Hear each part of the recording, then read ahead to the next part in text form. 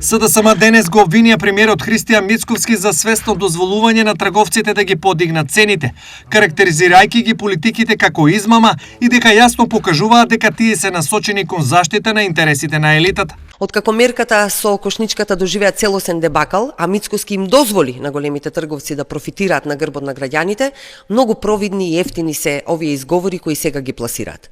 И ова веќе не поминува, ова манипулација не поминува, самата власт кажа дека нема основа да ги казнува трговците и власта е таа што им дозволи да ги покачат цените.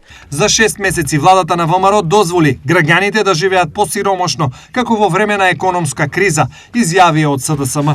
Граѓаните многу скапо ги плаќаат погрешните политики на Мицковски. Според нашите проценки, повеќе милиони евра е направен грабеж врз граѓаните во изминатиот период. И токму заради оваа лоша политика на Мицковски. Така да оваа штета веќе не може да се надомести. Луѓето се веќе осиромашени за новогодишните празници. За само 6 месеци се живее полошо отколку во најголемите економски кризи кои што ги имавме.